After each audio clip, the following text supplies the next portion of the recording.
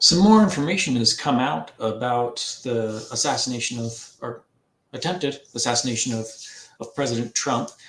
I've found a video that kind of combines a few different videos in one to give you a little bit of a video timeline of what's going on. This video actually shows that this is a kind of a home video or a video that somebody took on their phone from outside of the rally, in which they actually saw the shooter 2 full minutes before he took the shots at Trump. So here, let's show the video. He was doing his job. I wouldn't even be doing this. Some beautiful place with a gorgeous ocean. Look, they're all pointing. The Atlantic, maybe the Pacific. Yeah, someone's on top of the roof. Look. There he is right there. Right there, see him? He's laying down. See him? Yeah, he's laying down. And still I'm here with you fighting like hell to get What's happening? And to make sure we take back the White House, because if we do, we're going to make America better than ever before. We're going to make it. Yeah, look. There he is. Easy, because we have millions and millions of people in our country that should. And they're alerting the police right there. Criminals. We have criminals. We have drug dealers. We have people that should not be here. It's much tougher than it happened. You went on the roof again. In recorded history, we're the best border. In fact, if they could ever put up a chart, I don't know if they can do it. Do you guys have access to that chart that I love so much? You don't mind if I go off teleprompter, do you? Because these teleprompters are so damn boring. I try and explain that. Oh, there's it. Wow. You guys are doing it. They're getting better with time. My guys, take a look at that chart. Take a look at the arrow on the bottom. See the big red arrow, right? So that's when I left office. That was the lowest point, and that comes right from the government services, comes right out of Border Patrol.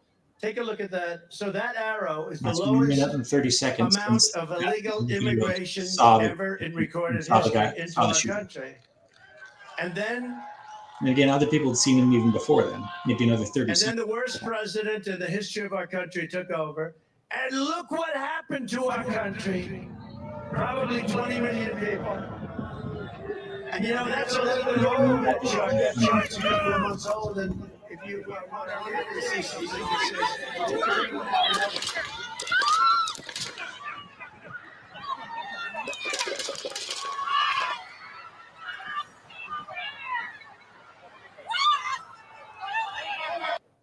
So that was at least 2 minutes, 2 minutes before that one video to show that people were noticing the shooter.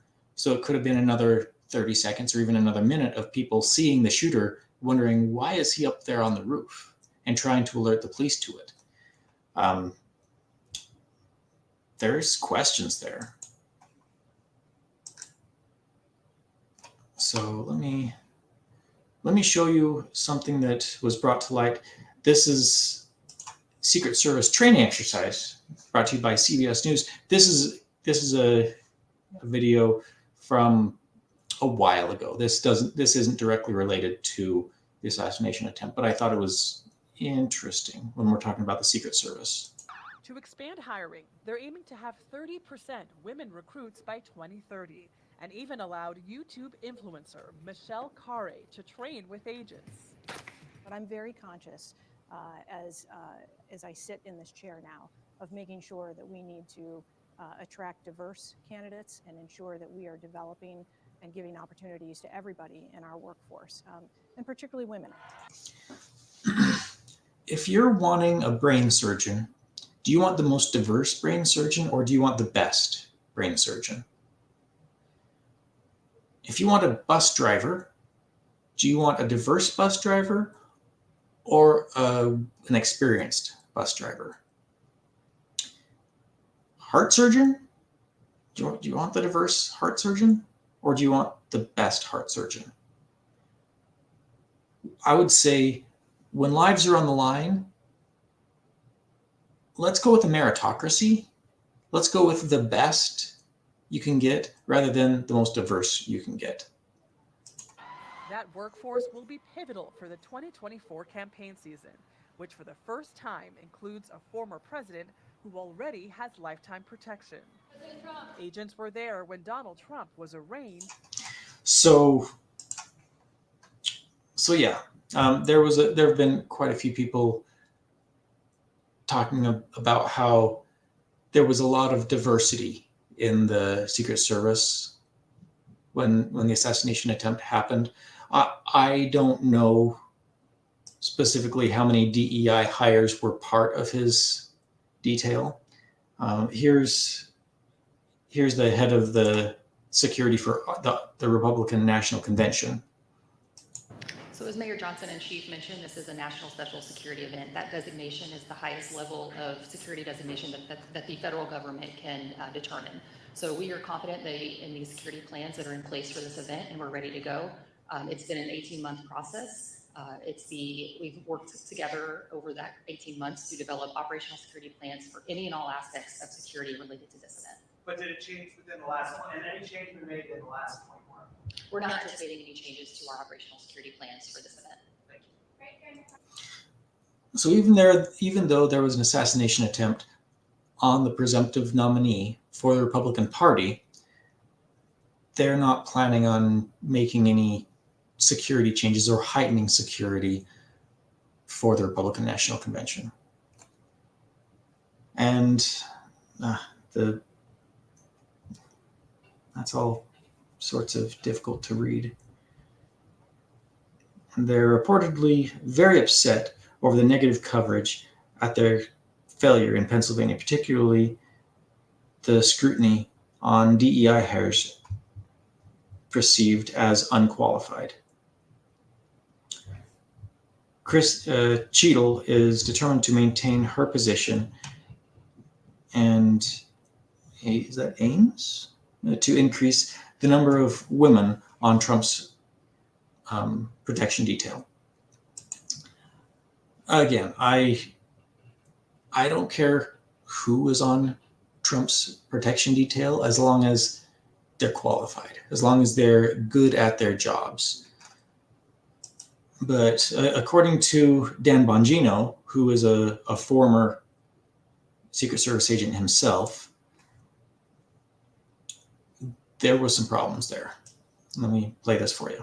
Former Secret Service agent Dan Bongino joins me now. Is this gross incompetence, or is it something even more scary that we can't even think about? No, it's gross incompetence. I mean, how do you think about it, right? The counter sniper team, they train out, the Secret Service counter sniper team, obviously there to mitigate a sniper threat. They train out to 1,000 yards. So we're talking about, say it was 200 yards. It was actually less than that where this shooter was, right? You're talking 130 and about 150 a fraction of what they're trained at. They're also trained to spot guys in ghillie suits, cracked open windows. Right. He's on a white roof in broad daylight. He's on a white roof. Now, again, it'd be easy for me to say, oh, well, let's not get into Monday morning quarterbacking.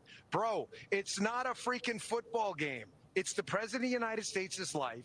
The Secret Service has one job. Well, outside of counterfeiting and protection, it is one job. You keep the body alive no matter what.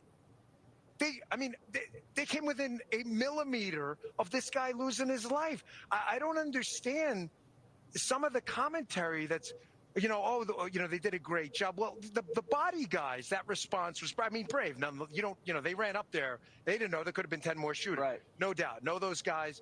Pretty heroic what happened there. But the security failure in the perimeter is a complete, total debacle. No one should defend this. So when you have guys, we just played the sound, when you have fans saying, hey, there's a guy with a gun over there, to multiple law enforcement guys, and they still are just looking around like this and no one. How does that happen? Well, I'll tell you, I'm getting from a number of sources that people are feeding to me their information, obviously, because they want to fix it. They're concerned, and I think you're going to see a lot of whistleblowers. I'm hearing there were very, very few. I don't want to give an exact number, but very few actual, I don't think anyone else has reported this, actual Secret Service poststanders at that site. That they were temp HSI, right. Homeland Security folks, they're great folks. I'm not knocking them, but that's not what they do specifically. We do protection, and we're trained for that. So I'm hearing that. I'm also hearing that the counter sniper team, that they had a problem seeing over the elevation. That's why I didn't engage right away. Oh, come on. But But that's not the problem. The problem, well, it's a problem, but that's not the real. The problem is, where the hell was the aerial visual support? Why was there no? Why wasn't there a guy just on the roof? There weren't that many buildings around. I've shown the video, the photo, the aerial photo before.